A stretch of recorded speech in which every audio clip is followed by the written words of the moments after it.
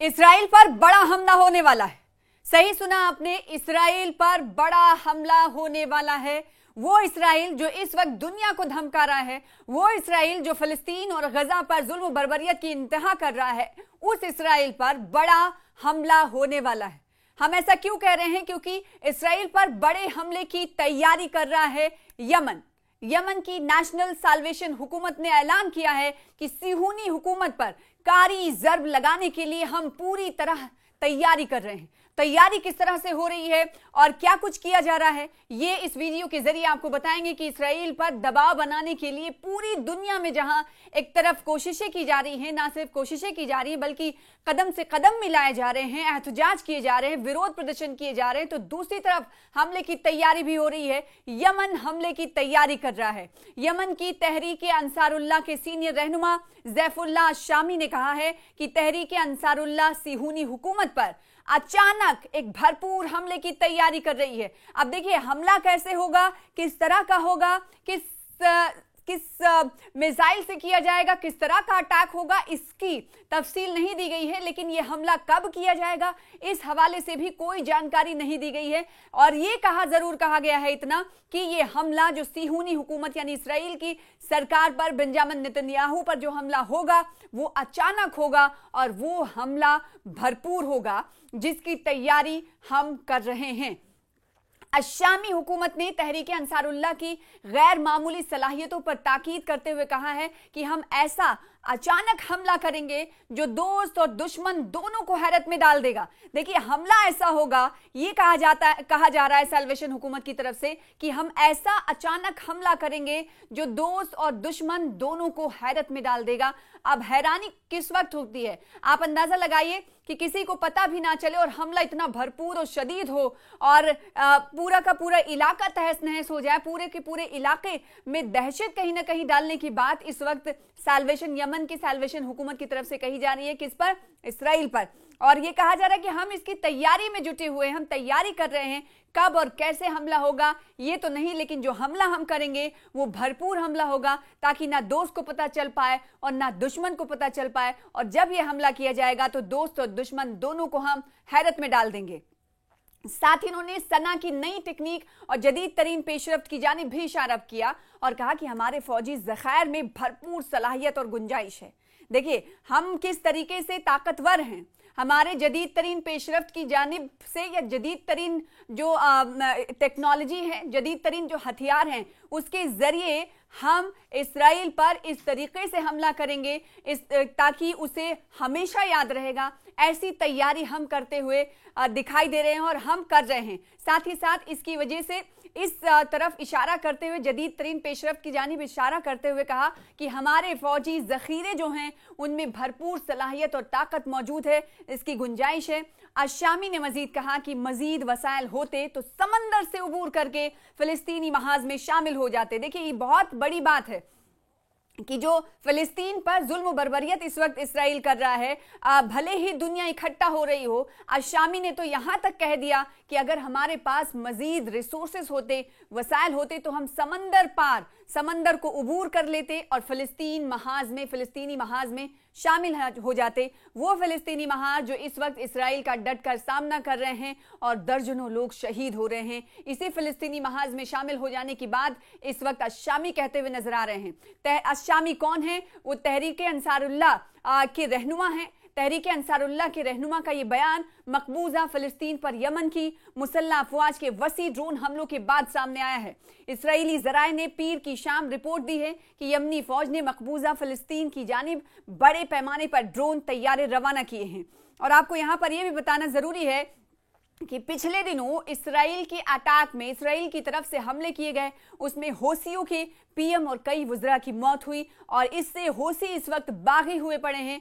होसियों की तरफ से रोज नए तरीके अपनाए जा रहे हैं। तो एक तरफ अशामी की तरफ से कहा जा रहा है कि हम हमला ऐसा करेंगे कि दोस्त और दुश्मन दोनों को पता नहीं चलेगा। और जब ऐसा भरपूर हमला हम जब करेंगे तो इससे पूरा इलाका दहल उठेगा। तो एक तरफ तो साल्वेशन हुकूमत की तरफ से ये बात कही जा रही, तो दूसरी तरफ होसियों की अगर बात करें तो होसी भी पूरी तरीके से तैयार हैं और अपनी जो मौजूदगी है वो दर्ज कराते हुए वक्तन फवक्तन दिखाई दे रहे हैं। गुज़िश्ता दिनों की बात करें तो सना में यूएन के दफ्तरों पर इन हौसियों की तरफ से छापा मारा गया। जैसा कि आपको मालूम है कि यमन में कई हिस्सों पर हौसियों का दबदबा है, हौसियों की पकड़ है और सना में भी हौसियों की मजबूत पकड़ है।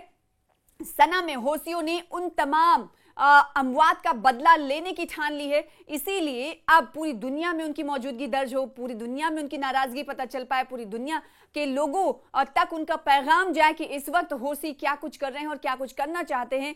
इसी वजह से हमने देखा कि यूनाइटेड नेशंस के 11 अहलकारों को हिरासत में इन हौसियों ने लिया, रेड मारा यूएन के दफ्तरों पर, यूएन के ऑफिसेस पे। और ऐसा नहीं कि पहली बार ऐसा किया गया था, इससे पहले भी माजी में भी इस तरह की कोशिशें हौसियों की तरफ से की जाती रही हैं। कोई नई कार्रवाई नहीं थी और कई बार ये देखने को मिला कि जिन अहलकारों को, यूनाइटेड नेशन के अहलकारों को हिरासत में हौसियों की तरफ से लिया गया, उनमें से कई लोगों की मौत भी हुई है। और ये पहली पेशरफ नहीं है, इससे पहले भी हौसियों की तरफ से इस तरह की कार्रवाइयां, कोशिशें की जाती रही हैं। जो मौजूदा वक्त में जो ताजा पेशरफ हुई थी वो ये कि सना में यूएन के दफ्तर पर रेड मारा था इन हौसियों ने और 11 अहलकारों को हिरासत में ले लिया। तो इधर से ये मौजूदगी दर्ज कराने की कोशिश की जा रही, तो दूसरी तरफ ये कहा जा रहा है हुकूमत यमन के सैल्वेशन हुकूमत की तरफ से कि इस्राएल पर हम ऐसा भरपूर हमला करेंगे कि दोस्त और दुश्मन किसी को पता नहीं चलेगा और वो हमला भरपूर होगा जिससे सभी हैरान हो जाएंगे कि हमने हमला सिहूनी हुकूमत को ताकतवर और भरपूर हमले से हम हैरान और परेशान कर देंगे। ये कहना है यमन के सैल्वेशन हुकूमत का और इस तहरीक से जुड़े मेंबर्स का ये कहना है कि हमें अपनी फौज पर फख्र है, हमारे फौज की ताकत बहुत बड़ी है, बहुत मजबूत है। लिहाजा अगर मौजूदा वक्त में उन्होंने कहा कि हमारे पास अगर और ज्यादा रिसोर्सेज होते तो फिलिस्तीनी महाज में भी हम शामिल हो जाते। इस बयान से अंदाजा लगाया जा सकता है कि इस वक्त इसराइल को घेरने की कोशिश या इसराइल पर ताकत का इस्तेमाल करने की कोशिश किस तरह से हो रही है और किन किन ममालिक तरफ से हो रही है, किन किन सरकारों की तरफ से हो रही है। चाहे इक्तिसादी की बात करें, इक्तिसादी दबाव की बात करें, सियासी दबाव की बात करें या ताकत का इस्तेमाल की बात करें, इस वक्त इसराइल को घेरने की कोशिश लगातार जारी है। तो इसराइल को हर तरफ से घेरने की कोशिश इधर की जा रही है। मौजूदा वक्त में अगर देखें तो ये कहा जा सकता है कि लामबंद किया जा रहा है इसराइल को यूरोपीय यूनियन की तरफ से। सितंबर में आपको मालूम है कि झटका मिलने वाला है। यूरोपीय यूनियन के कई सारे ममालिक, आपको पता है कि 27 ममालिक इस यूरोपीय यूनियन के मेंबर्स हैं। इनमें से कई ममालिक ने टू नेशन थ्योरी को बढ़ावा देने की बात कही है और फिलिस्तीन को एक स्टेट के तौर पर तस्लीम करने की बात कही है। तो दूसरी तरफ हमने ये देखा कि इक्तिसादी तौर पर इसराइल को कैसे पीछे छोड़ा जाए और उसे किस तरीके से कमजोर किया जाए, इसकी भी हिकमत अमली वक्तन फवक्तन मुरत्तब की जाती रही है। और तीसरी तरफ हम देखें कि सियासी दबाव कैसे किया जाना है इसराइल पर, इसको लेकर भी कोशिशें होती रही हैं। और कई पिछले दिनों ये देखा गया कि